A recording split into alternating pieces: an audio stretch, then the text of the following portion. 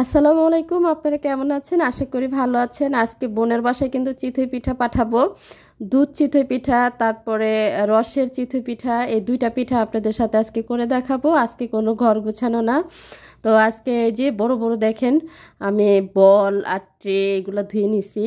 আর এদিক দিয়ে তো চুলাতে কড়াই বসাই দিছি, কড়াইটা একটু গরম হচ্ছে। আর আমি তো এদিক দিয়ে দেখেন, ওইটাকে আমরা মাটির খোলা বলি, তারপরও আপনাদেরকে একটু কড়াই বললাম। আর এই যে দেখেন খামিরটা, শীত বলে কথা, কারণ শীতের দিনে পিঠা না খাইলে কেমন দেখা যায়।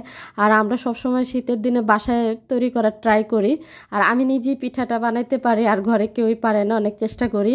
তো এই যে দেখেন, এই যে খামিরটা না, এই খামিরটা কিন্তু খুব ভালোবাসা দিয়ে এই খামিরটা তৈরি করতে হবে, না হলে কিন্তু পিঠাই হবে না।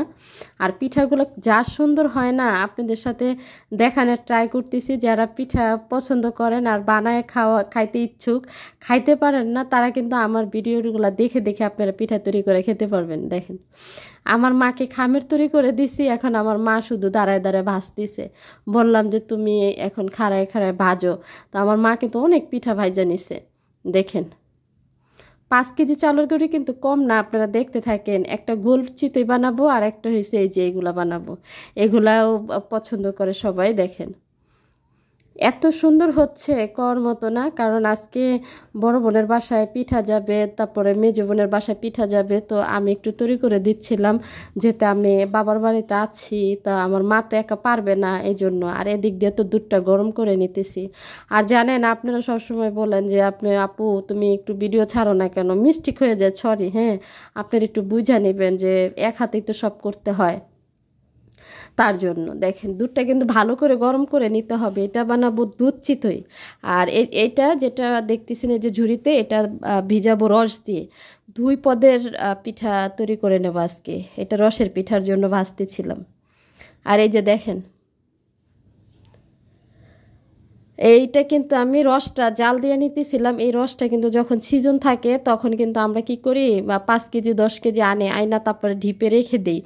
ঢিপে বোতলে করে রেখে দিই যখন সিজন ছাড়া। এখন তো সিজন আছে, তাই না? এখনও মনে করেন যে আমরা এখন ওরকমটা রস পাওয়া যায় না, অনেক দাম। যেতে ফ্রিজিংয়ে ছিল, ওইটা বের করে আমরা ওই রসের পিঠাটা তৈরি করে নিচ্ছিলাম। আর এখানে কিন্তু আমি দুধ, তারপরে সব কিছু রেডি করে নিছি। আর এই যে দেখেন, ভালো করে কিন্তু গরম করে নিতে হবে, ভালো করে জাল করে নিতে হবে। এই যে রসটার ভিতরে কিন্তু আমরা দিয়ে দিলাম, এটার ভিতরে আর কিচ্ছু দেব না।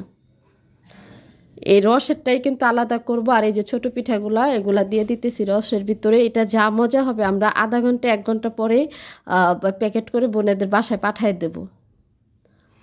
এটা কোনো বক্স করা যাবে না, ওইটা কিন্তু পাতিল শুদ্ধে চলে যাবে, কারণ ওইটা উঠানো যাবে না, ঢাললে ভেঙে যাবে। আর এই যে দেখেন চিতই পিঠা, আপনাদের সাথে সব কিছু শেয়ার করি। যারা আমার ভিডিওগুলা পছন্দ করেন, আশা করি আপনারা আমার পাশে থেকে ভিডিওগুলা দেখবেন। আপনারা দেখলে হয়তো বা আমার ভালো লাগে, উৎসাহ লাগে ভিডিও করার জন্য। আর চিতই পিঠাগুলো কিন্তু গরম, আমি একটু ঠান্ডা করে নিচ্ছি, কারণ সবগুলা মিলে দিতেছিলাম যাতে একটু ঠান্ডা হয়। আর একটা কথা কি জানেন, যে এটা দুধ চিতই বানাবো, ওইটা কিন্তু গরম কোনোটাই দেওয়া যাবে না, তাহলে পিঠাটা না একদম যে ছোট, কি বলবো, একদম ফাইটা যায় আর কি। ওই পিঠাটা সুন্দর দেখা যায় না, মানে একটা বিচ্ছিরি কালার চলে আসে, একদম ভালো লাগে না। এই জন্য ওইটা বলতে চাচ্ছি না কীরকম হয়ে যায়, একসময় আমাদেরও হয়েছে। আর এখন ঠিক হয়ে গেছে। দেখেন পিঠাগুলো আমার হাতে বানানো, এক সাইজের, দেখেন এক মাপের। এখন পিঠাগুলো আমি ঠান্ডা করে নিচ্ছি, যতটুকু ঠান্ডা হয়। আর এখানে কিন্তু এই যে রসের ভিতরে, রসটা কিন্তু আমি খুব সুন্দর করে জাল করে নিছি, দুধটাও কিন্তু জাল করে নিছি, এখানে কোনো কাজ নাই। তো আমি ঠান্ডা করার পরে বড় গাবলার ভিতরে ঢাইলা নিছি, যাতে পিঠাটা উঠানোর সময় না ভাঙ্গা যায়। পাতিলার ভিতরে দিলে কিন্তু ওইটা উঠানো যাবে না, ভাঙ্গা যাবে। এখন আস্তে আস্তে করে একটা একটা করে পিঠা আমি দিয়ে দেব। দেখেন একদম সোজা, দুধ চিতই পিঠা বানানোটাও খুব সোজা, আর রসের পিঠা বানানোটাও কিন্তু সোজা। কারণ আমরা হয়তো বা পারি, এই জন্য সোজা লাগে। যারা পারে না, যে আপুরা, তাদের হয়তো বা অনেক কষ্ট হয়। তো আপুরা, তোমরা মনোযোগ দিয়ে পিঠাগুলো দেখবে, না হলে তোমরা কমেন্ট করবে, আমি তোমাদেরকে অনেক সহযোগিতা করব। বলবে যে আপু কীভাবে, এটা বলবে তোমরা, তাহলে আমি চেষ্টা করব তোমাদেরকে হেল্প করার জন্য। এখন এই পিঠাগুলো দিয়ে আমি ঢাইকা দেব, আর কোনো কাজ নাই। ঢাইকা দেব। এই বলটা সুদ্ধা কিন্তু চলে যাবে, আমরা কিন্তু কোনো বক্সে নেব না। আমার বোনেদের বাসা একদম ধারে কাছে। দেখো এই যে ঢাইকা দিলাম, আর তোমাদেরকে দেখাচ্ছি ওইটা কিন্তু চলে গেছে। আর আমরা একটুখানি রাখছিলাম খাওয়ার জন্য, এটা হচ্ছে রসের পিঠা। আর এই যে আমি খাচ্ছি এটা হচ্ছে দুধ চিতই পিঠা। দেখো কি সুন্দর হয়েছে। আমি একটু রেখে দিয়েছিলাম তোমাদেরকে দেখাবো বলে, একটু খাইয়া দেখাচ্ছি, একদম অসাধারণ। দেখো, তো যাই হোক তোমাদেরকে দেখায় ফেললাম।